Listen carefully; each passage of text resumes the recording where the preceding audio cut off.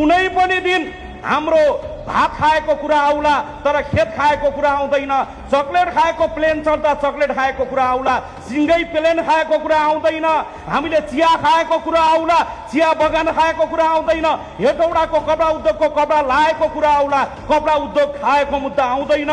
कुनै पनि दिन तपाईको सांसद, तपाईको अगाडि उभिरहेको सांसद, यी राष्ट्रिय स्वतन्त्र पार्टीका सांसद कुनै पनि दिन भ्रष्टाचारको मुद्दामा पक्राउ पर्ने छैनन्। यताबाट काली गण्डकी बनेर रवि लामिछाने बग्दै आउनुभयो, यताबाट त्रिशुली बनेर बालन शाह बग्दै आउनुभयो, देवघाटमा भेट भयो र एउटै नारायणी बनेर बगिरहनु भएको छ।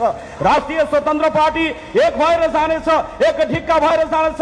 राष्ट्रिय स्वतन्त्र पार्टी फुट्छ, यो राष्ट्रिय स्वतन्त्र पार्टी अन्डा फुटे जसरी फुट्छ, न भुइँमा हुन्छ न भागमा हुन्छ भनेका छन्। ठिक भन्यौ साथी, राष्ट्रिय स्वतन्त्र पार्टी अन्डा फुटे जसरी फुट्छ, तर माउले कोरले पछिको अन्डा जस्तो अन्डा फुट्छ, चल्ला निस्किन्छ, हल्ला निस्किँदैन। राष्ट्रिय स्वतन्त्र पार्टी फुटेछ भने पनि मान्छे बनेर निस्किनेछ, मजबुत बनेर निस्किनेछ।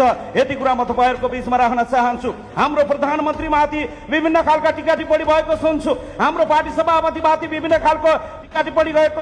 हाम्रो पार्टी महाधिवेशन आउँदै गर्दा 7, 8 र 9 गते चितवनमा राष्ट्रिय स्वतन्त्र पार्टीको केन्द्रीय महाधिवेशनको तयारी भइरहेको छ।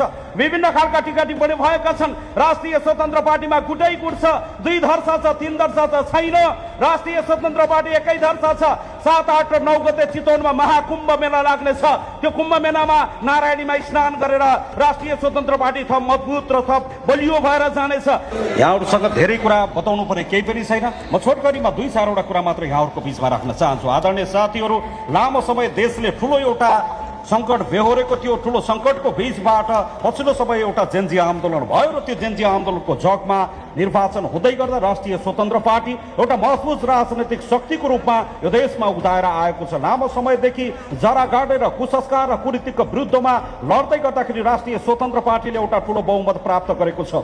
नेपालको संसदीय अभ्यासको झण्डै 75 वर्षको लामो सङ्घर्षलाई हेर्ने हो भने यो बीचमा धेरै राजनैतिक शक्तिहरू ठुला ठुला बहुमतका साथ उदाएका थिए, तर जनताका मतहरू सम्मान हुन नसक्दै गर्दा भदौ 23 र 24 मा भएको जेनजी आन्दोलनले एउटा नयाँ रूप ग्रहण गरेको छ। आदरणीय साथीहरू, यो 75 वर्षको नेपालको सामाजिक आन्दोलनलाई हेर्ने हो भने यो बीचमा नेपाली कांग्रेसले थालेको मुक्ति आन्दोलन, माओवादीले थालेको जनमुक्ति सेनाको आन्दोलन हुँदै अस्ति 62-63 को आन्दोलन र यो जेनजी आन्दोलनको यो बीचको सङ्घारलाई फर्काएर हेर्ने हो भने लामो त्याग तपस्या बलिदान र योगदानबाट नेपालको एउटा राजनैतिक संस्कार नयाँ ढङ्गमा प्रवेश गरिसकेको छ।